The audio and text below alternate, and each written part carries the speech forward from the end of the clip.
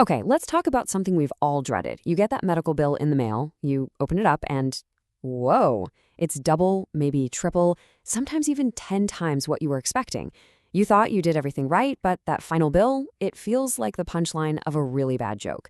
Well, today, we're going to pull back the curtain on one of the biggest reasons this happens, and more importantly, show you how to get back in the driver's seat. So let's look at a real-world case. Picture this. Two people, same exact epidural injection. They've got the same insurance plan, they even go to the same doctor. But one person gets a bill for $400, the other, a staggering $4,000. And no, that's not a typo. This kind of thing happens all the time in our healthcare system. So how on earth is that possible? It's not magic, it's a puzzle. But the answer is actually pretty simple once you know where to look. So let's solve the $4,000 epidural mystery. The clue isn't in the needle, or the medicine, or even in what the doctor did. Nope. The clue is hiding in plain sight, in a place you probably never even thought to question. And this is it. This is the big reveal. You're not really shopping an epidural. You're shopping a building. That quote just nails it. The thing that causes that massive price jump, it's not the procedure. It's the building where you get it done. The physical location is the secret ingredient that can totally blow up the cost. So, it's not the needle. If it's the building, what are we actually paying for?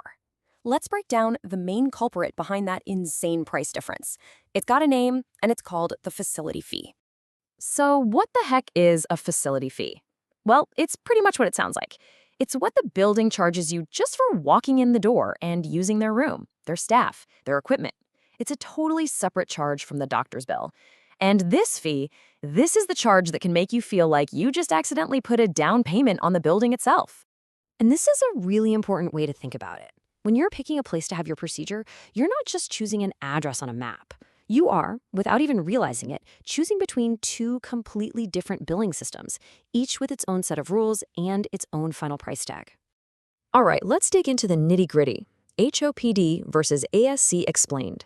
These are the two main types of locations, the two crime scenes, if you will, where these prices go wild. Let's decode them right now. Okay, so this chart really lays it all out. On one side, you've got the HOPD, which stands for Hospital Outpatient Department.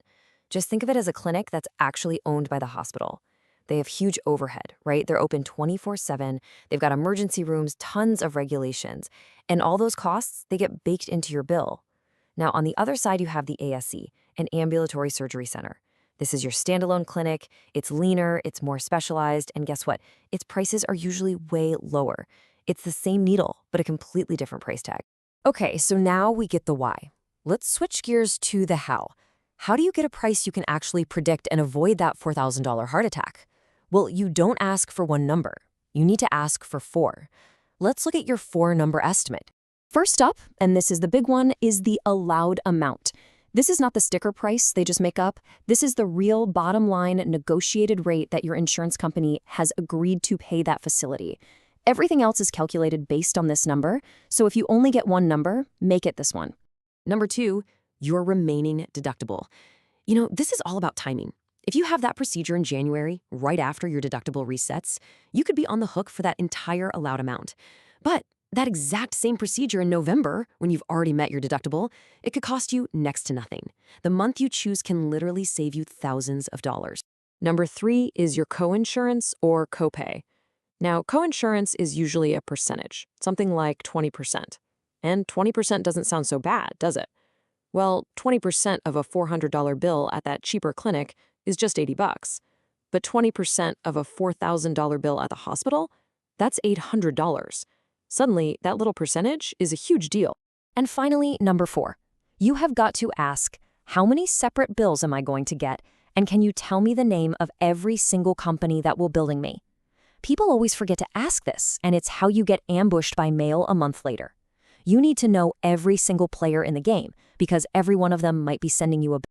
Yeah, that last part about the separate bills is so important, because a lot of times the biggest shock isn't the one big bill. It's the billing ambush that comes later. So let's talk about avoiding that ambush and how one little procedure can turn into a whole stack of invoices.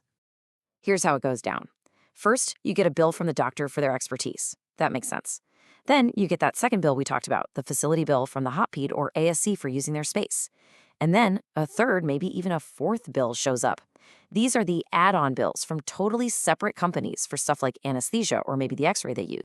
So this is all about avoiding these super common mistakes. Number one, never, ever accept a vague, oh, it'll be in the ballpark of estimate. Number two, always check that the facility is in network, not just the doctor.